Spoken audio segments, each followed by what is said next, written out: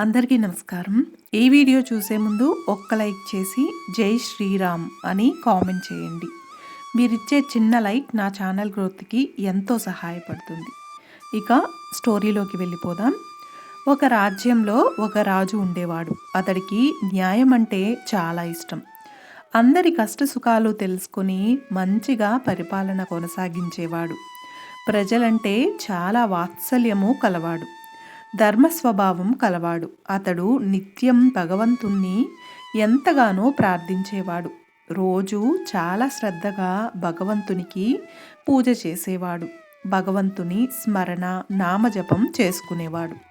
ఒకరోజు భగవంతుడు ఆ రాజుకు ప్రసన్నుడై అతడికి దర్శనమిచ్చి ఇట్లా అన్నాడు: రాజా, నీ భక్తిని మెచ్చుకోలేకపోతున్నాను. నేను చాలా సంతోషపడ్డాను. నీకు ఏదైనా కోరిక ఉంటే చెప్పు అన్నాడు.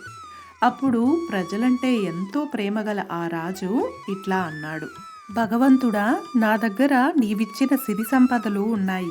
నీ కృప వల్ల నా రాజ్యంలో అన్ని సుఖ సంతోషాలు ఉన్నాయి. అయినప్పటికీ నాకు ఒకటే కోరిక. ఏంటంటే, మీరు నాకు కనిపించినట్లే, మీ దర్శన భాగ్యంతో నన్ను ధన్యుణ్ణి చేసినట్లే నా రాజ్యంలోని ప్రజలందరినీ కూడా కృపతో మీ దర్శన భాగ్యంతో ధన్యులను చేయండి. వారికి మీ దర్శనాన్ని ఇవ్వండి మహాప్రభు అంటూ భగవంతుణ్ణి కోరాడు.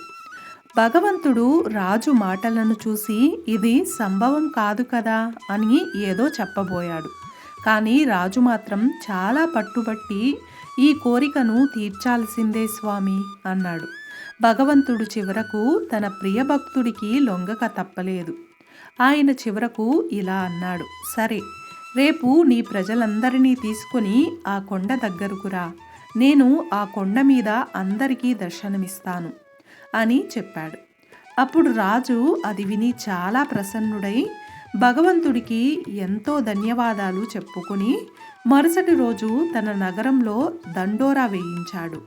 రేపు అందరూ కొండ దగ్గరకు రాజుగారితో పాటు వచ్చి చేరవలసిందేనని, అక్కడ మీకందరికీ కూడా ఆ భగవంతుడు దర్శనం ఇస్తాడు అని రాజుగారి ఆజ్ఞ అని దండోరా వేయించాడు. రెండవ రోజు రాజుగారు తన ప్రజలందరినీ తీసుకొని కొండవైపు నడవడం ప్రారంభించాడు. నడుస్తూ ఉండగా కొండదారిలో ఒకచోట రాగి నాణేల నిధి కనిపించింది. ప్రజలలో కొంతమంది అటువైపు పరిగెత్తడం మొదలుపెట్టారు. అప్పుడు జ్ఞాని అయిన ఆ రాజు వారి అందరినీ సమాధానపరిచి, అటువైపు ఎవరూ దృష్టి పెట్టవద్దు. ఎందుకంటే మీరు అందరూ భగవంతుణ్ణి కలవడానికి వెళ్తున్నారు. ఈ రాగి నాణాల వెనకాల పడి మీ అదృష్టాన్ని కాళ్ళ తన్నుకోకండి అని చెప్పాడు రాజు. కానీ లోభం, ఆశ వల్ల కొంతమంది ప్రజలు రాగి నాణాల దగ్గరే ఆగిపోయి ఆ నాణాలను మూట కట్టుకుని తిరిగి తమ ఇంటి వైపు వెళ్ళిపోయారు. వారి మనసులో ఇలా అనుకున్నారు: మొదట ఈ రాగి నాణాలను ఇంటికి చేర్చుకుందాము, భగవంతుణ్ణి మనం తర్వాతైనా చూసుకోవచ్చు కదా అని. ఇక రాజు మిగిలిన వారు మాత్రం ముందుకు సాగారు. కొంత దూరం వెళ్ళాక అందరికీ ఒకచోట వెండి నాణాల కొండ నిధి కనిపించింది. మిగిలిన ప్రజలలో కొందరు అటువైపుగా పరిగెత్తారు. వెండి నాణాలను మూట కట్టుకొని ఇంటి వైపు వెళ్ళిపోయారు. వారికి ఆ అవకాశం మళ్ళీ దొరకదు అని అనిపించింది. వెండి నాణాలు మళ్ళీ దొరుకుతాయో లేదో తెలియదు, భగవంతుడైతే మళ్ళీ అయినా దొరుకుతాడు కదా అనిపించింది. ఈ విధంగా కొంత దూరం వెళ్ళిన తర్వాత అందరికీ విచిత్రంగా బంగారపు నాణేల నిధి కనిపించింది. ప్రజలలో ఇక మిగిలిన వారంతా రాజు బంధువులతో సహా అటువైపే ఆశగా పరుగెత్తడం మొదలుపెట్టారు. వారు కూడా ఇతరులలాగే ఈ నాణేలను మూట కట్టుకొని సంతోషంగా తిరిగి చూడకుండా ఇంటికి వెళ్ళిపోయారు. ఇక కేవలం రాజు, రాణి మిగిలిపోయారు. రాజుగారు రాణితో అన్నాడు: చూడు, ఈ ప్రజలు ఎంత ఆశపరులో. భగవంతుడి నిజ దర్శనం లభించడం అంటే ఎంత గొప్ప విషయమో వీరికి తెలియడం లేదు. భగవంతుని ఎదుట ఈ మొత్తం ప్రపంచంలోని ధనమంతా కూడా ఒక లెక్క కాదు కదా అని రాజుగారు రాణిగారితో అన్నారు. అప్పుడు రాణిగారు కూడా నిజమేనని రాజుగారి మాటలను సమర్థించింది. వారిద్దరూ ముందుకు సాగారు. కొంత దూరం వెళ్ళగా రాణికి రాజుకు 7 రంగులలో దగదగా మెరుస్తూ వజ్రాల నిధి ఒకటి కనిపించింది. ఇక రాణిగారు కూడా వాటిని చూసిన తర్వాత ఆగలేకపోయింది. ఆమె వజ్రాల పట్ల ఆకర్షణ కలిగి అటువైపు పరిగెత్తి వజ్రాలన్నింటినీ కూడా మూట కట్టుకోవడం ప్రారంభించింది. మీరు త్వరగా వెళ్ళిరండి, నేను మీరు వచ్చేలోపు వీటన్నింటినీ పోగు చేసి ఉంచుతాను అంది రాణి. అది చూసి రాజు ఎంతో బాధపడ్డాడు. మనసు విరక్తి చెందింది. చాలా బరువైన మనస్సుతో ఒక్కడే ఒంటరిగా ముందుకు సాగాడు. నిజంగానే అక్కడ భగవంతుడు నిలబడి చూస్తూ ఉన్నాడు. రాజును చూస్తూనే భగవంతుడు చిరునవ్వుతో అడిగాడు, ఎక్కడ ఉన్నారు నీ ప్రజలు, నీ యొక్క బంధువులు? నేను ఎప్పటినుంచో ఇక్కడే ఎదురు చూస్తున్నాను.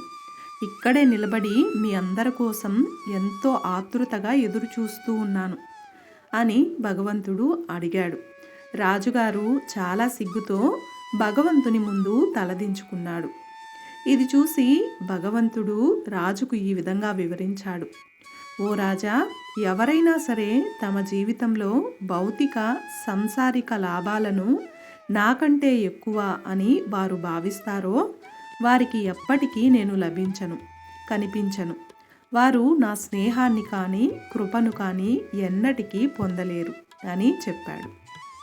ఈ కథ యొక్క సారాంశం ఏంటంటే, ఎవరైనా సరే తమ మనస్సు, బుద్ధి, అంతరాత్మతో భగవంతుణ్ణి శరణు వేడుతారో, ఎవరు తమ లౌకిక మోహాలన్నింటినీ విడిచి ఇష్టంతో, భక్తితో భగవంతుణ్ణి కొలుస్తారో వారు అన్ని కర్మల నుండి విముక్తులై మోక్షాన్ని పొందుతారు అని అర్థం. చూశారు కదండి, ఈ స్టోరీలో మనం భగవంతుణ్ణి చేరుకోవడానికి, మోక్షాన్ని పొందడానికి భగవంతుడు ఎలాంటి వారికి దర్శనమిస్తారు అనే విషయాల గురించి ఈ కథలో తెలుసుకున్నాం కదా. ఈ స్టోరీ మీకు నచ్చినట్లయితే ఒక్క లైక్ చేసి నా ఛానల్ని సపోర్ట్ చేయండి. ఇంకా మరెన్నో ఇంట్రెస్టింగ్ వీడియోస్ కోసం నా ఛానల్ని సబ్స్క్రైబ్ చేయండి. అలాగే పక్కనే ఉన్న గంట సింబల్ని ప్రెస్ చేసినట్లయితే నా లేటెస్ట్ వీడియోస్ మీ వరకు వస్తాయి. Thanks for watching.